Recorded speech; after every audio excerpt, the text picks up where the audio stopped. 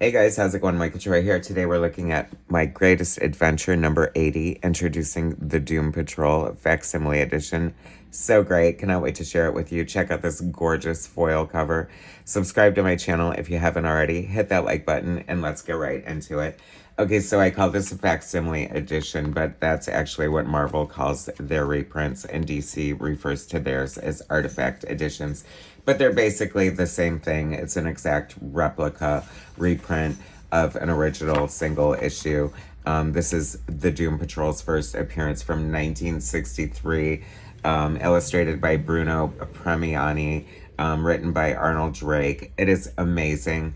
I don't usually get the foil covers unless they're super cool. I feel like this might have been the only one, and usually that's when I'll get it.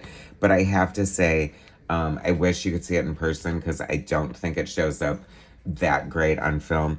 But this is so cool and such a great,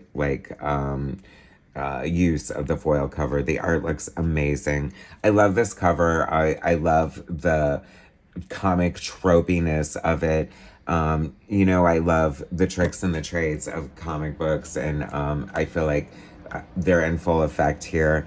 This is a great logo. The art is beautiful.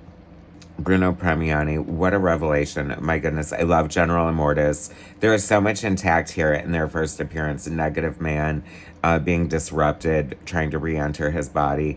Cliff Steele, Robot Man, Rita Farb, Elasti-girl. So good.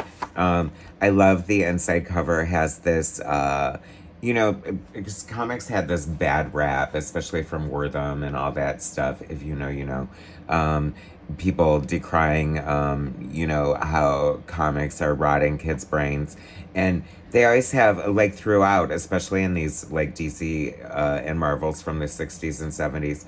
I'm not sure so much Marvel, but DC definitely had, like, a bunch of these, like, PSAs or scientific facts or history lessons. And this is an ad for not dropping out of high school, and how great is that? And it's beautifully illustrated, by the way. I wish I knew who drew this. Anyway, like I said, this is written by Arnold Drake, drawn by Bruno Premiani, this like amazing Italian artist. Pretty lucrative, and this is from when they didn't give credit where credit was due, and you're not going to know who the letterer or the colorist is. That was so far from their, they didn't even credit the writer or the artist. Luckily, it's listed in the letters column in the back. We'll get to that. So the Doom Patrol, the X-Men definitely borrowed heavily off of the Doom Patrol, even so far as like the line of them being outcasts and protecting people who fear them. Love the buildings here. That screams like Baxter Building. I love doing these retroactive reviews because I feel like I'm culling like inspiration, like hindsight is 2020. Like, you cannot tell me that that was not inspiration from the Baxter Building. Back when I was, sending samples to Marvel, I always included a cityscape in my work, and there was always a building that looked exactly like that. So that makes me so excited. This art is absolutely beautiful. I love seeing Chief highlighted here and the rest of the team in the shadows as we get to know who they are. And this is so well written. Arnold Drake apparently was a movie, TV, maybe novel writer, I'm not sure, but I kind of love that. The more things change, the more they stay the same. We have a lot of erstwhile writers dipping into the comic pond, in the past recent years, like Kevin Smith and J. Michael Straczynski and Brad Meltzer come to mind. Anyway, this art is so beautiful. My Doom Patrol is the one, Paul Kupperberg and Steve Lytle, and then Eric Larson. Loved that incarnation. And it's so funny too because I love Steve Lytle's art, and he has this beautiful, elegant, light feathering. And looking at this Bruno Premiani art makes me realize like how great a choice Steve Lytle was for that reboot. aside from the fact that he's such an amazing artist. And sadly, he only was on for like, what, 5 issues. Anyway, so we get the backstory. Rita Farr was like this actress. I feel like what's happening here, like maybe she was doing her own stunt. I don't know what happened. But anyway, she gained this power to change her size, and she becomes I'm wondering because it says she becomes super, and she herself says, I become super strong at this size. And I'm wondering if it's actual super strength beyond, or if it's just like proportionate strength because she's so large. You know what I mean?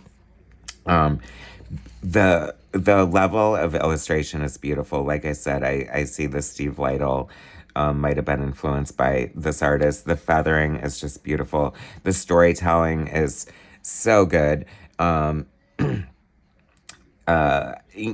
Just proving once again, like, God, they just really ask so much of the artist at this time. It feels so dense. There's so much story. And I have to say, I don't know if Bruno was also doing the lettering, which would be common at the time.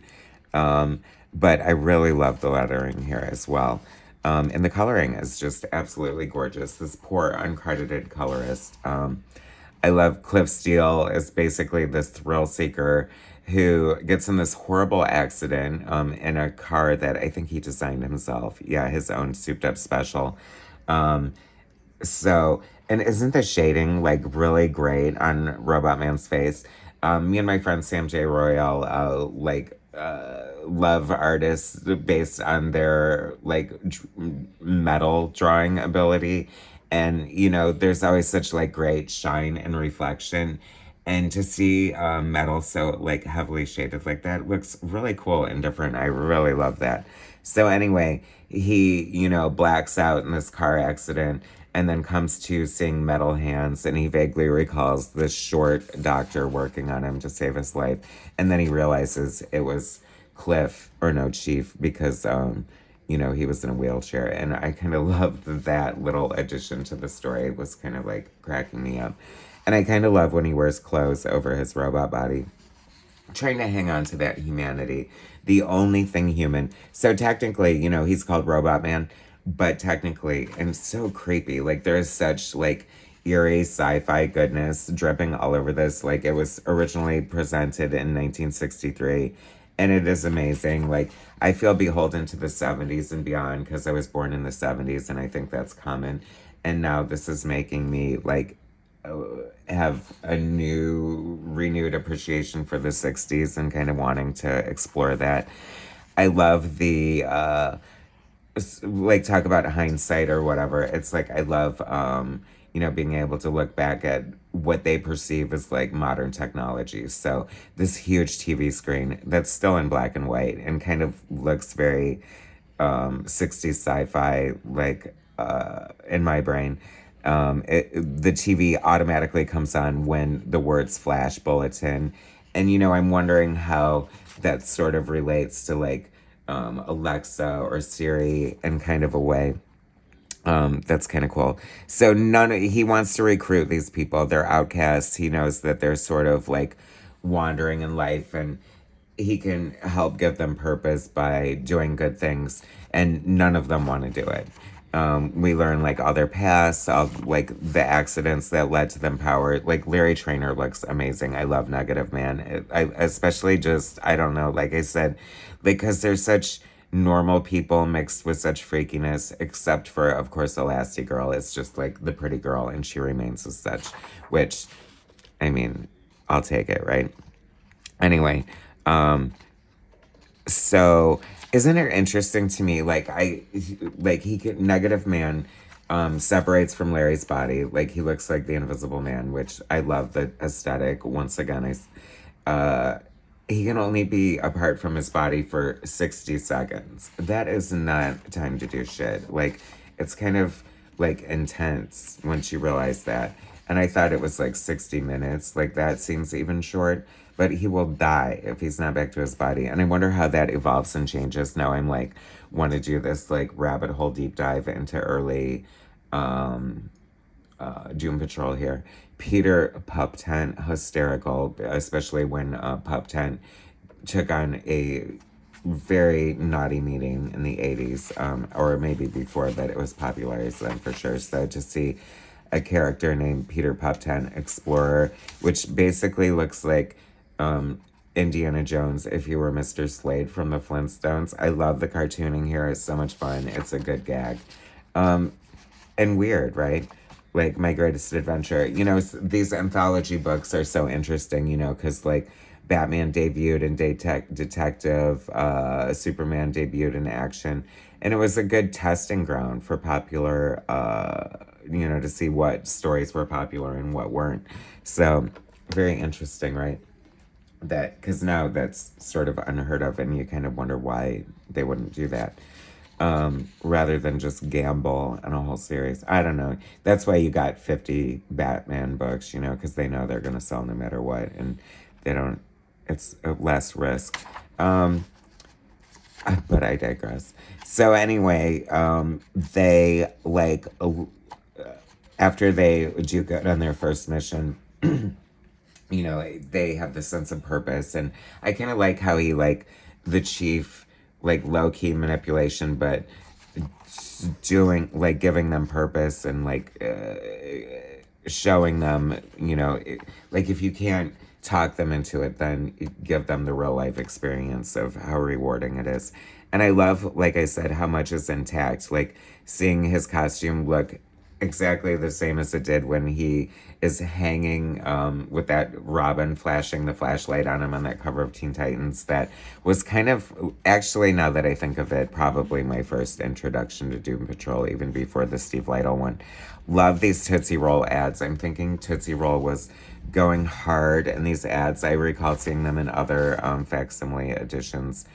See how well this, like, black and white huge screen at their headquarters works. You know, and it's like Xavier, like, bound to a wheelchair, which is very, like, you know, Perry Mason kind of Ironside situation. Look at how beautiful this art is. I just love it.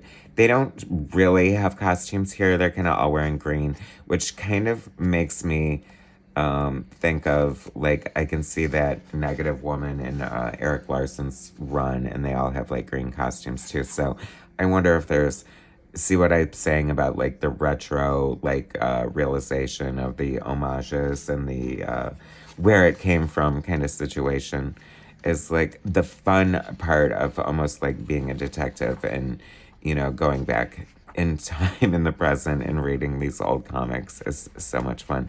I love this gag here too. And General Immortus looks amazing. I love the way, like, he is drawn. Like I said, and so Cliff's body is, like, half, like, useless at this point, so that's why his arms kind of hanging and his body language is, like, kind of different. And he's like, "And but I'll still defeat you with my good arm." And I love that so much. Like, this is so good. Like, it is just really so good. And I feel like, I don't know, was, like, Doom Patrol not that popular? Like, I feel like it didn't quite catch on, and maybe they're just too weird, but it is so well, beautifully illustrated and so well written. Like, I cannot see why. Like, I'm, like, gagged by this, and I want more and more and more. And I'm gonna have to get an omnibus or something like that. I don't know. Anyway, it is amazing. Like I said, do not sit on these facsimile / artifact editions. They're worth every single penny. I know they're expensive. Like I said, the foil covers are usually $1 more, which, if they're going to charge me $1 more, I wish they would have, like, the non-foil version on the inside, just so you can have, like, a comparison and make you feel a little like you didn't get ripped out of $1. But anyway, that's my commentary on that. This is so good, you guys. I love this book. So amazing. The Doom Patrol is a timeless classic for sure. Thanks for watching. Subscribe to my channel if you haven't already. Hit that like button, and I'll bring you more soon.